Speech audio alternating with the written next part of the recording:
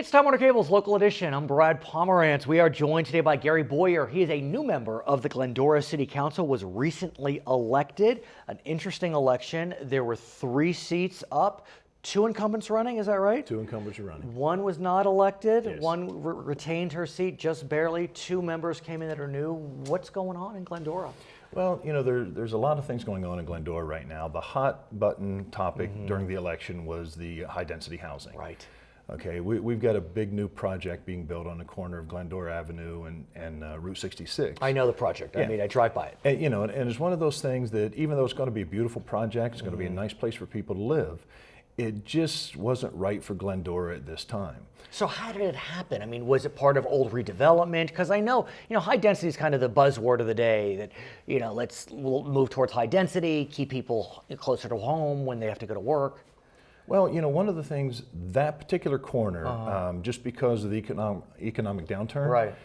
It was vacant for quite a period of time. So there was a large parcel and an opportunity to do something with that. Personally, I would have liked to seen something different done than an apartment building, but it's there and it is going to bring a lot of new people into town. One of my concerns is the fact that when you take commercial property and turn it into residential property, you lose jobs.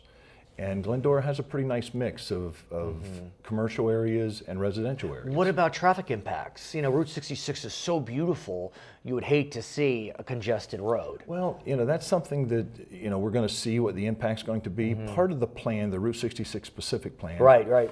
That, it calls for traffic adjustments to be made to Route 66 into the streets that feed into it. So that will be something that will be taken care of, I believe, in the future. But we really aren't going to know until we get all those people in there and we see what kind of an impact it has. So where do you go from here? As I understand it, you work in real estate otherwise, and so you're not a necessary opponent of high density. There needs to be a nice mix. I don't mean to speak for you, but is that a fair way to say it? Yeah, but it's one of those things that Glendora's built out. Right. Okay, we're a community that we pretty much used up all of the open land that we have.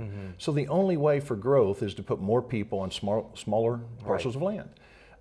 So we have to do things like that. It's just, it needs to be done, in my opinion, in a little bit different way. We sort of went too much, too fast, and we need to take a deep breath. It is interesting when you drive by that, it's still under construction. It is kind of a, where did that come from? I mean, because right around it are these much smaller buildings, and it does feel slightly out of place. Well, the good thing that's happening right now is there's a Route 66 specific plan that's been in place since 2003.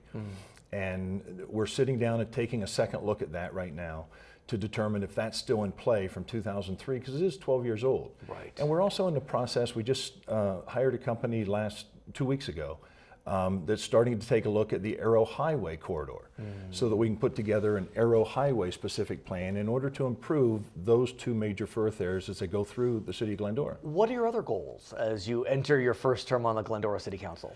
Well, coming into this, I'm not a politician. Careful what you wish for. Oh, yeah. Right. So, I came into it with just a few ideas that I look at city government as more of a business than I do as a government.